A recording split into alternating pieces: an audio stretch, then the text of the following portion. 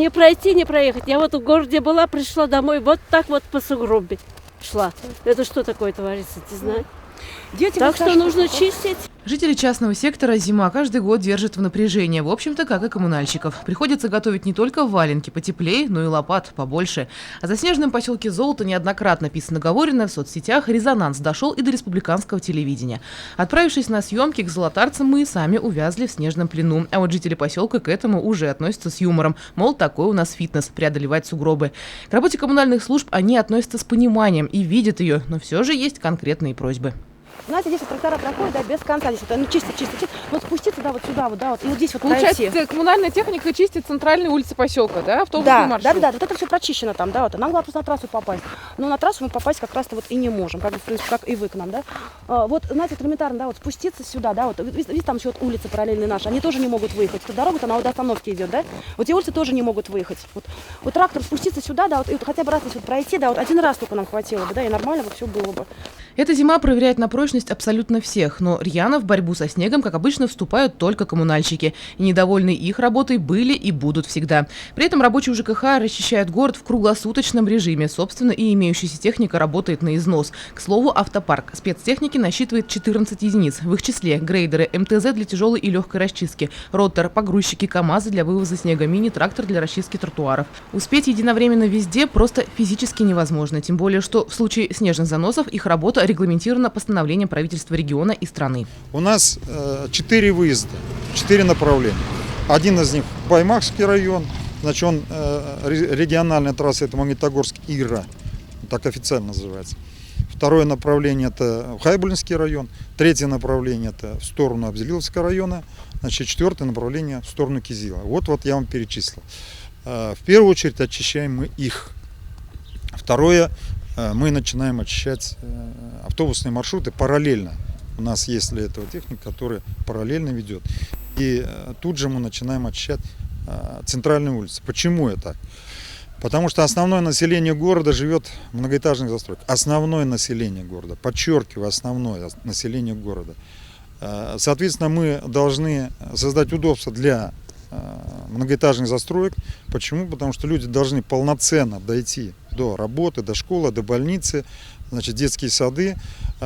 Соответственно, с этим, вернусь назад, мы очищаем автобусные маршруты. Подчеркиваю, коллапса в городе не было по автобусным маршрутам. Автобусные маршруты были расчищены. После расчистки города спецтехника выдвигается в поселки, в том числе и в новый микрорайон Северный, где на сегодняшний день проживает всего лишь 8 семей. Если за пару дней в одном поселке удается разгрести все переулки, то продвигаться дальше вновь не дает обильный снегопад, и техника возвращается на центральные дороги города. Хотел бы обратиться к нашим жителям, что надо набраться терпения, просто надо набраться терпения. Конечно же, мы приносим извинения, мы понимаем, что не совсем мы успеваем, но мы делаем все, что в наших силах. Этой зимой активную помощь в борьбе со снежной стихией оказывает и ряд предприятий. Сибайский филиал УГОК, СибРТС, Узел связи, Сибдорстрой, Водоканал. Их руководство выделяет спецтехнику, которая в том числе направляется и в микрорайоны. Кроме этого, задействованы бригады ручной уборки по расчистке остановочных комплексов и пешеходных переходов. В снегу утопают и внутриквартальные территории. И если около подъездов дворники на отлично справляются с работой, то вот газоны заснежены. Их уборке мешают в том числе и оставленные на зимовку машины. На нерадивых хозяев авто впору обратить внимание госавтоинспекции, равно как и к тем, кто бросает своих железных коней на центральных дорогах, мешая работе спецтехники. Обслуживающие организации заверяют, что внутриквартальные площадки будут расчищены. Снег вывезен за город на закрепленные площадки. К слову, на них коммунальщики уже вывезли более 1000 кубов снега. Снежная зима радует только в детстве. Если для одних снегопады это повод поскандалить, для коммунальщиков это головная боль и неимоверное количество работы, то вот третьи вот такие сугробы пускают в дело. И радуются. Эхо такой снежной зимы еще аукнется весной, когда на улице потеплеет и начнется массовое таяние снега. Но эту ситуацию заранее держат на контроле, ведь даже если снег будет таять не стремительно, талых вод будет много.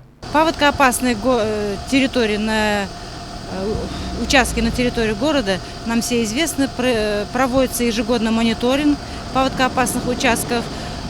Ближе к концу зимы, значит, будут проведены превентивные мероприятия по очистке русел от снега.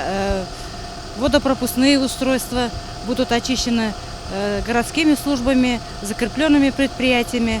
Но, как правило, как наступает весна, мы наблюдаем такую картину, что русла рек у нас захламлены, и получается, что идет перелив воды через дорогу. Поэтому большая просьба к населению, к горожанам, не захламлять русла рек, водопропускные устройства и своевременно очищать придомовые территории от снега, а мусор вывозить на городскую мусоросвалку.